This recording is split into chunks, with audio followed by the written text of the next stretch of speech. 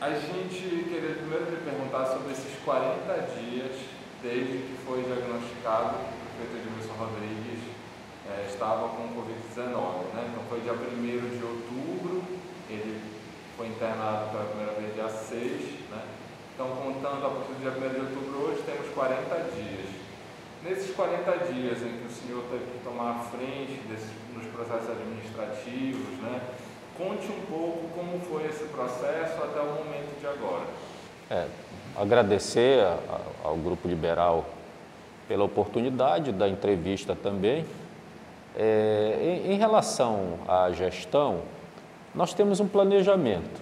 Esse planejamento é um planejamento para os 4 anos de governo, né? É um planejamento que vai sendo cumprido mensalmente. E eu só dei continuidade àquilo que estava estabelecido, que o governo já havia planejado. A gente realizou, durante o primeiro semestre, diversas reuniões com as secretarias, principalmente juntando as secretarias que tinham afinidade. E a partir dessas reuniões, nós planejamos como o governo funcionaria dentro dos seus 4 anos, quais os projetos que seriam desenvolvidos a partir de cada secretaria, a partir do objeto ou do objetivo de cada secretaria. Foi dado continuidade ao que foi pensado, foi dado continuidade àquilo que já estava planejado. Tá? Temos que considerar também que, apesar do prefeito Edmilson estar com Covid, isto não significa que ele não tenha participado em alguns momentos das discussões. Tudo que ocorre na prefeitura, a gente sempre conversa com o Edmilson, ou através da chefia de gabinete, ou através da minha conversa com ele por telefone, não é algo isolado, né?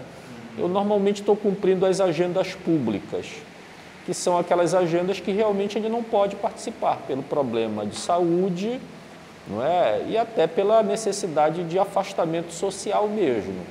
Então, são as agendas públicas. As dificuldades que aparecem, porque o governo todos os dias aparecem problemas, aparecem dificuldades. Essas dificuldades que aparecem, nós sempre temos um grupo que reúne e vai resolvendo os problemas a partir das dificuldades que vão surgindo. Naturalmente que quando o Edmilson pode ser ouvido através de telefone, de contato, a gente também faz e dá ciência a ele de todos os problemas e de todas as dificuldades.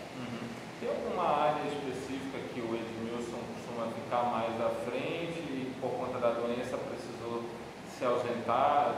Algumas vezes eu tive a oportunidade de entrevistá-lo, ele me falava, por exemplo, em relação ao BID, que ele tinha, às vezes, contato direto em relação a verbas para obras de macrodrenagem, por exemplo. Tem alguma área, algum ponto específico que vocês tiveram que modificar a forma de atuar por conta do tratamento? Na verdade, durante esse período, eu participei de uma reunião com o BID, com o Banco Interamericano de Desenvolvimento, né? Mas também estavam comigo o Promabem, através do Rodrigo Rodrigues, que hoje dirige o Promabem, estava o secretário Cláudio Puti da SEGEP, nós estávamos numa equipe. E eu participei da interlocução com o BID, que foi justamente para nós apresentarmos o que estávamos pensando para a bacia da Estrada Nova, apresentar um novo cronograma. E o BID concordou com a nossa proposição. Quando foi essa reunião? Esta reunião foi há mais ou menos 10 dias atrás. Eu não sei te precisar exatamente, mas há uns 10 dias atrás. Já nesse período, E o BID concordou com a nossa proposição. Foi uma reunião online, né? Os dirigentes do BID participando de Brasília, do Ministério da Economia também participando de Brasília e a gente participando daqui, fazendo esse debate. Foi determinado um cronograma, então? Um novo cronograma para a execução das obras. Nós estávamos com um problema, com uma dificuldade, que era a questão da contrapartida. Não foi garantida a contrapartida no governo anterior. e nós tivemos que garantir a contrapartida para que as obras elas tivessem continuidade. O certo é que nós aparamos as arestas. Qual é o... É na Bacia do Una? Qual é a macroordenária? É da Bacia da Estrada Nova. Da Bacia da Estrada Nova. Que o Promabem, inclusive, já está lá, ali naquela área onde era o Yacht Clube, né? Para dar continuidade àquela obra da Bacia da Estrada Nova. Então já tem uma data exata para o início das obras? Continuidade? Eu não vou te precisar uma data exata, mas provavelmente ainda este mês, apesar de que muita... a obra lá na Bacia da Estrada Nova, ela está tendo continuidade com as chamadas audiências públicas. Nós fizemos, inclusive eu participei há um mês atrás, o Edmilson já estava doente, eu participei de uma audiência pública com os moradores da Bacia da Estrada Nova, justamente para ouvi-los, para saber, para informarmos como o projeto ia se desenvolver, quais as obras que seriam executadas, como a área ficaria, para ouvir também a população, qual era a expectativa da população. Então eu estive lá na Bacia da Estrada Nova e participei junto com o Rodrigo Rodrigues, que dirige o Promabem, e outras autoridades, inclusive a deputada federal, Marinor Brito, vereadores estavam presentes. Foi um debate muito proveitoso. E participei... eu participei recentemente da Frente Nacional de Prefeitos, né? Uma reunião da Frente Nacional de Prefeitos, que o Edmilson faz parte, é membro dessa Frente Nacional, congrega mais de 400 municípios do Brasil, municípios com mais de 100 mil habitantes, e que Belém é uma das cidades participantes. São municípios que têm afinidades, que têm problemas comuns e que tentam... Tem o G100 e tem a Frente Nacional de Prefeitos, que congrega mais de 400 municípios, e dentro dessa Frente Nacional tem especificamente o grupo do G100, que são municípios com uma grande quantidade de habitantes, mas que têm uma renda per capita baixa, considerando a sua quantidade de habitantes, que são exatamente esses 100 municípios, que na verdade são mais de 100, são 112 municípios que fazem parte, mas que são chamados de G100. Então, em função da ausência do Edmilson, eu também tive que participar dessa reunião do G100. Entendi. Então, o senhor está colocando que havia um planejamento e a ausência dele foi remanejada nos grupos, né, nos grupos de trabalho, assim. Em relação a essa continuidade, né, agora a gente vê que ele está num período um pouco menos grave, né, já voltou para casa e tal. O que modificou também? Agora ele está participando mais? Nós ainda estamos fazendo de tudo para preservá-lo. Nós sabemos que o Edmilson é muito agitado, ele quer participar de tudo, ele deseja saber de tudo, ele sempre é informado sobre todos os passos da prefeitura, ele jamais ficou alheio em nenhum momento, né? A não ser naquele 2, 3 dias que ele não podia realmente, a gente não podia manter contato, mas no geral ele sempre foi informado e ele sempre opinou sobre o que estava ocorrendo dentro do município. E ele confia muito na equipe que ele tem, né? Comigo, particularmente, nós temos uma relação antiga, uma relação de confiança, de militância da década de 80, de movimento de professores, o fato de termos sido deputados juntos na Assembleia Legislativa. Então, existe uma confiança mútua e eu sei que o meu papel é de vice-prefeito e, como vice-prefeito, eu só vou substituí-lo eventualmente, não é? E tudo que eu fizer será sempre a partir de uma troca de ideia, a partir daquilo que ele está pensando para o município de Belém. Os habitantes de Belém elegeram o Edmilson para ser prefeito, me elegeram para ser o vice-prefeito. Então, eu jamais vou perder isso de vista e tenho que, no momento de ausência, como ocorreu agora, ele continua sendo prefeito. Ele continua dando as orientações e a gente segue as orientações. perguntar também em relação ao ritmo. A gente está vivenciando um aumento do ritmo de vacinação, de imunização na capital, não só na capital como no estado, né? No entanto, o fato do prefeito Edmilson ter adoecido é um sinal de que a pandemia continua, né? Que o risco de contaminação continua. Então, como também nesse período o senhor, como parte-chave dessa administração, como fazer com que a população, ao mesmo tempo que compreenda que o avanço é real, mas também tem em vista que o risco de contaminação ainda existe? Inclusive, o prefeito Edmilson foi contaminado pela variante Delta, né? Essa é uma preocupação nossa, a variante Delta.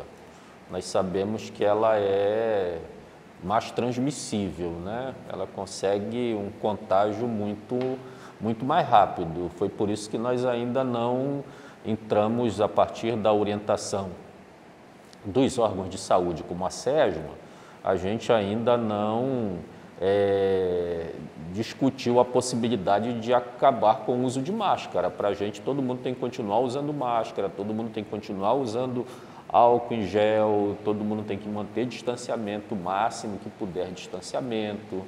Nós sabemos também que hoje avançamos bastante. Por que avançamos? Porque quase 80% da população vacinável da cidade de Belém já recebeu a segunda dose, a primeira e a segunda dose. E quase 90% já recebeu pelo menos a primeira dose. Então, nós estamos, segundo a SESMA, nós estamos atingindo a chamada imunidade de rebanho. A partir daqueles 15 dias que os últimos grupos que receberam a segunda dose completaram os últimos 15 dias, provavelmente a gente vai receber a imunidade de rebanho, vai atingir a imunidade de rebanho. Não significa que nós vamos abolir o uso de máscara, não significa que a gente vai abolir álcool em gel, distanciamento. Vai haver um acompanhamento diário sobre sobre o índice de hospitalização nos leitos clínicos, nos leitos de UTI.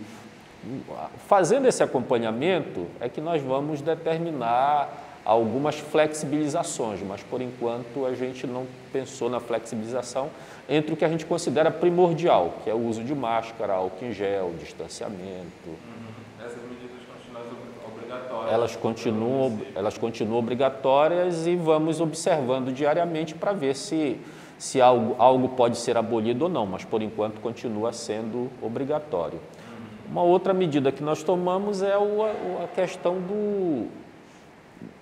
da vacinação. A gente tem feito mutirões de vacinação. E até o dia 12 a gente vai permanecer com esse mutirão. A partir do dia 16, nós vamos retornar, a partir do dia 13, na verdade, nós vamos retornar, vamos desmontar os lugares extras de vacinação, porque hoje a gente tem 26 lugares extras de vacinação. Fora dos postos da SESMA, das unidades de saúde. Então, nós temos o Mangueirinho, nós temos as universidades, nós temos aqui aqui na Basílica de Nazaré, na Casa de Plácido. Nós temos vários lugares. Então, a partir do dia 13, nós vamos desativar. 13 de dezembro? Agora de novembro. Nós vamos desativar. Né? E vamos continuar atendendo nas nossas unidades de saúde. Aí muita gente vai pensar, mas não vai ficar descoberto? Não, porque nós temos 50 unidades de saúde em todos os bairros, em todos os distritos de Belém. Então, até hoje são 76 pontos, então, 26 extras, 50 fixos. Normalmente nós estamos atendendo nos extras, nos 26 extras. Né? A partir de 16 de novembro agora, nós vamos atender nas nossas unidades. Tá? A diferença é que nos pontos extras, nós tínhamos contratado muitos profissionais para trabalhar e nós tínhamos muitos voluntários, estudantes de enfermagem ou de medicina das universidades. A partir do dia 16, nós vamos atender só com os nossos profissionais. 16 ou 13, desculpa. Não, dia 13 nós vamos desativar e 16 a gente passa a atender nos postos. Aí tem uma novidade aí, é porque nós vamos atender, mas já não mais dentro daquela regra de primeira dose ou segunda dose. Se você estiver no prazo de receber a primeira dose, você vai lá qualquer nessa nossa unidade e recebe a primeira dose. Se for para a segunda dose, você vai na nossa unidade e recebe a segunda dose. Né? Isso independente da faixa etária, independente da idade. Não vai precisar esperar o chamado. Não vai precisar o chamado. Exato. Perfil específico. É. Se houver necessidade de uma outra campanha, por exemplo, se o Ministério definir que nós vamos precisar ter doses de reforço para toda a população, aí a gente volta a fazer mutirão, volta a fazer campanha. Entendi.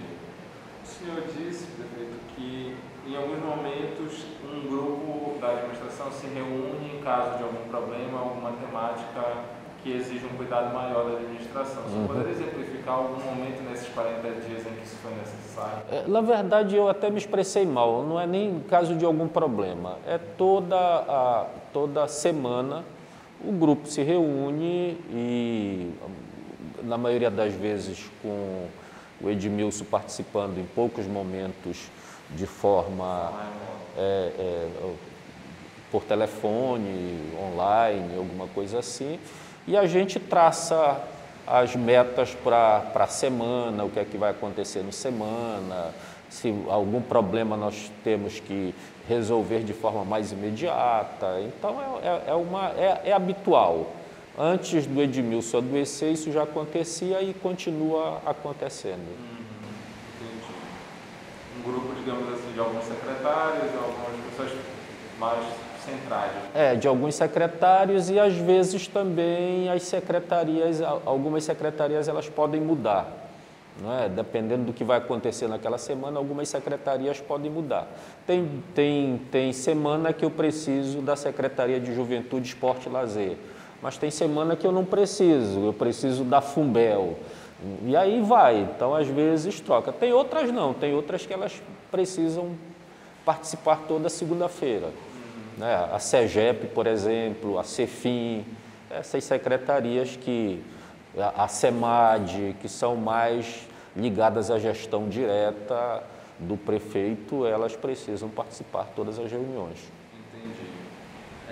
Eu perguntei isso porque uma temática que a gente tem noticiado e feito a cobertura é a questão do transporte público, né? Desde que a CETRANSBEL fez um pedido de aumento, né, da passagem de ônibus, para 4,87, se não me engano, né?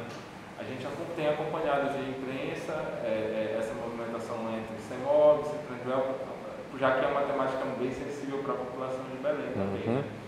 E aí queria saber do senhor como tem sido essas reuniões relacionadas a essa temática e lhe perguntar também sobre a publicação do decreto 102.461, se não me engano, que é do dia 3 de novembro agora, que fala sobre um regime especial de tributação para as empresas de transporte, né? Que seria, as empresas podem optar por uma redução de 60% do pagamento do ISQN.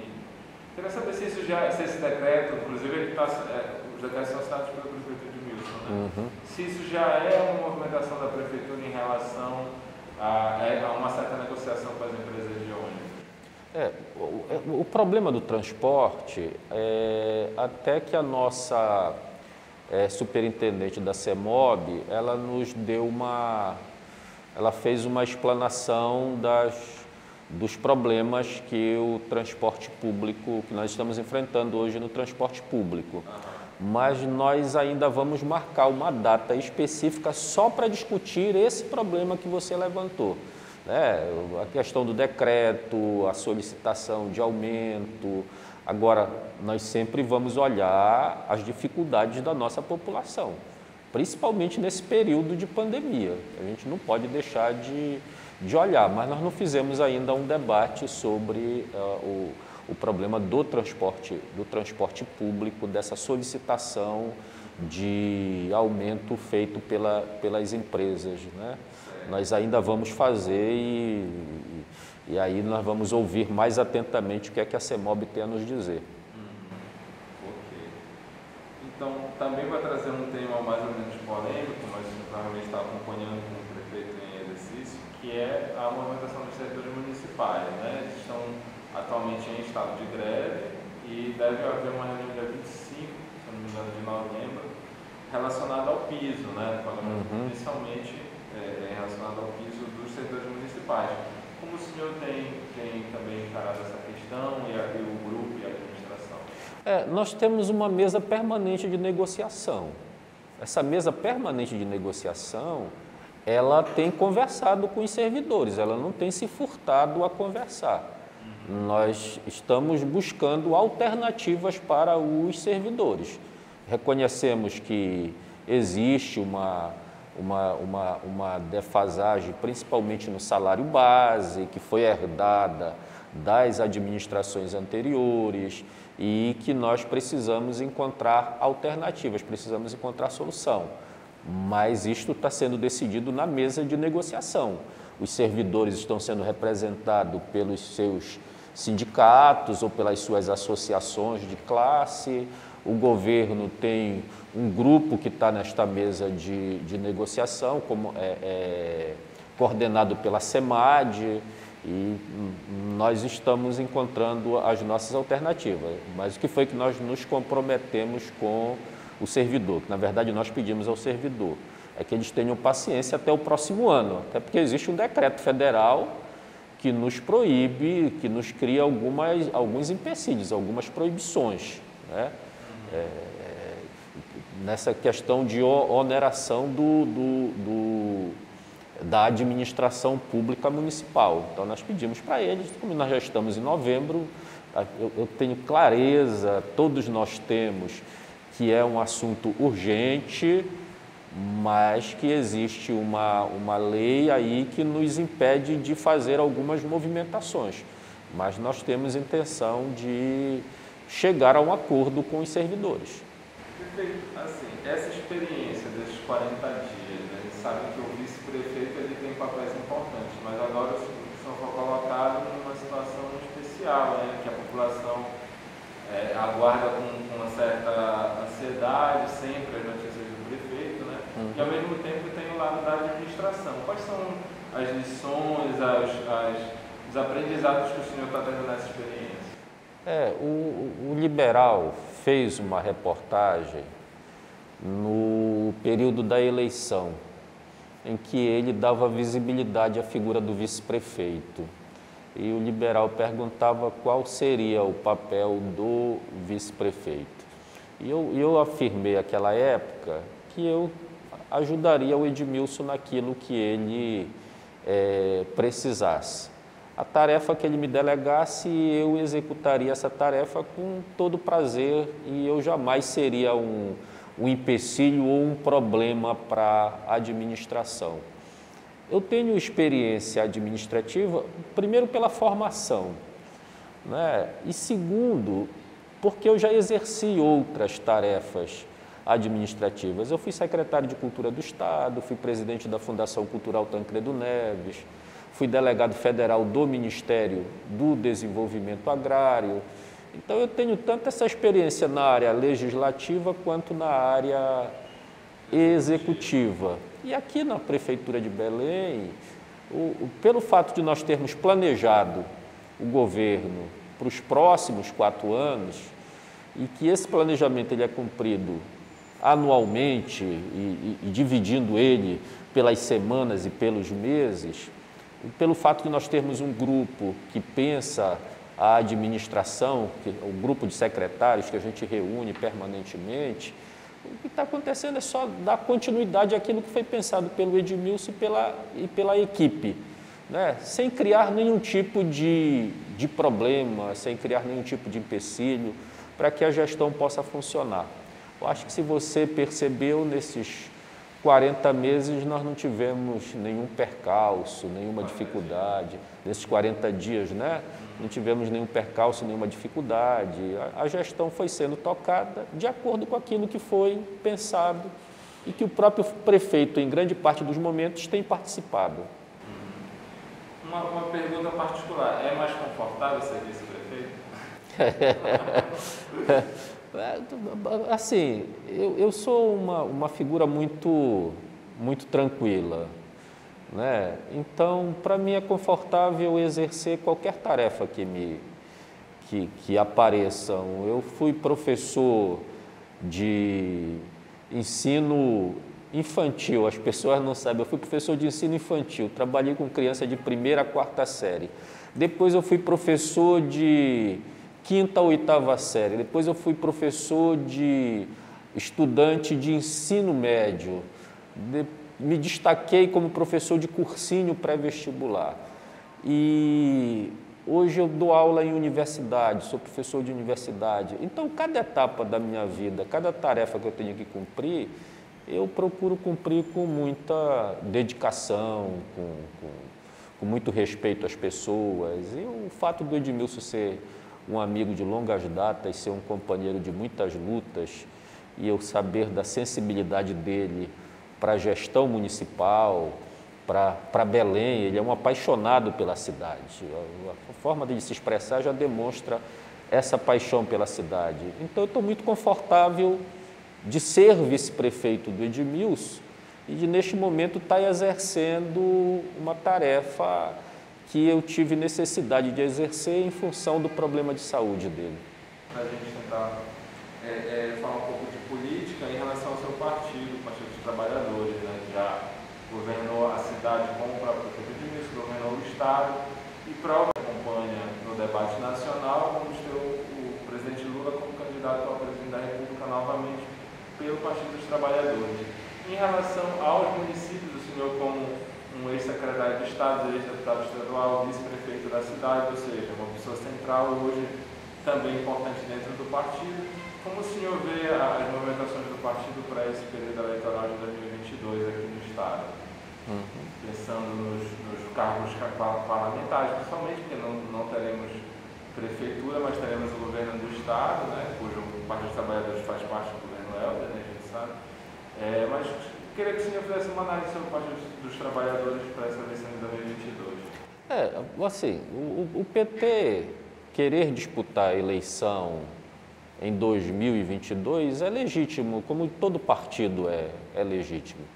Disputar a presidência da República também é legítimo, pelo fato de que nos últimos anos da vida pública brasileira, o PT ou ganhou a eleição para presidente ou pelo menos foi para o segundo turno. Isso aconteceu em 89, 94, 98, quando o Lula perdeu a eleição, aconteceu em 2002, em 2006, em 2010, em 2014, quando ganhou essas eleições.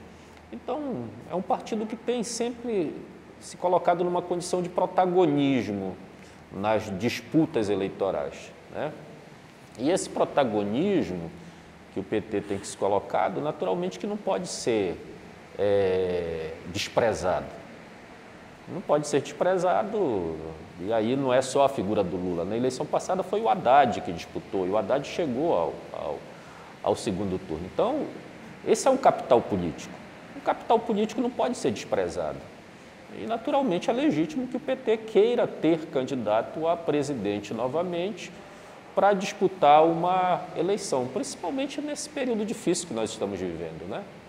É um período marcado por negacionismos, marcado por fake news, marcado pela propagação do ódio e assim, tem que ter um contraponto. Os partidos progressistas, não só os progressistas, mas os partidos que prezam a democracia, e quando eu falo preza a democracia, não são só os progressistas, são os partidos de centro-direita também. Todos que prezam a democracia devem mais participar mesmo da eleição e tentar derrotar o que temos hoje. Porque o que temos hoje não é bom para o país, nem internamente, nem para a sua imagem fora. Então, o que o PT hoje tenta é participar dessa frente ampla que vai tentar derrotar esse negacionismo, esse movimento que hoje se organiza contra a ciência, contra a educação, contra a cultura, contra tudo aquilo que a gente chama de civilidade, né? Tudo que é civilizado, tudo que é republicano, tudo que é democrático. Especificamente sobre o prefeito Edmilson e esse processo todo que a gente está vendo dos 40 dias, a gente já pode saber quando é que o prefeito volta, retorna, tem algum sinal ou não? Olha, na próxima semana ele deve ter uma consulta médica, é o médico que vai dizer o momento em que ele será liberado. Mas eu posso te dizer que eu estou ansioso para que ele retorne, né? O Edmilson é uma figura central no nosso governo, importantíssimo, mesmo que ele esteja conversando diariamente com a gente, mas a presença física dele é bom, até para tranquilizar as pessoas de que ele está bem de saúde. Mas ele já está participando de forma mais ativa, de forma remota, desde que saiu do hospital? Assim, eu não posso te dizer mais ativa, porque ele tem que resguardar algum repouso, algum cuidado, tá? Mas ele tem conversado diariamente, ou com a chefia de gabinete, ou com um grupo aqui reunido, como foi na segunda-feira, dado algumas palavras, entende? Mas vídeo, né? Ou por áudio? Por áudio. Mas é o médico que vai dizer o momento em que ele será liberado. A gente espera que seja para breve. E vocês têm tido conversas particulares, o senhor e ele, de vez em quando, ou não? Mais ligado à administração? Desta última vez que ele foi para o Porto Dias, não. Na época em que ele saiu, que ele estava na Beneficiente, logo que ele saiu do Covid, nós conversamos algumas vezes. Inclusive, ficamos de participar de um encontro que está sendo organizado em Brasília, acredito, pelo Ministério da Economia, que é um curso para prefeitos e vice-prefeitos, para novos prefeitos e vice-prefeitos do Brasil todo. E ele até me convidou, ele disse: Wilson, vamos lá, às vezes, como o Edmilson tem as pessoas que ele gosta, ele tem mania de chamar de mano, né? Ele disse: pô, mano, vamos lá, a gente tem que ir lá participar desse curso, quando eu voltar é no final de novembro, início de dezembro. Então, nós até chegamos a conversar algumas vezes, particularmente, né? Desta última vez, agora não, porque como a gente vacilou da vez anterior, agora não, a gente quer que ele fique um pouco mais resguardado, porque quando ele voltar, ele volta com tudo, né? Certo. Então, nessa próxima semana, ele terá uma consulta? Vai ter consulta e a consulta vai dizer se a condição dele para voltar ou não.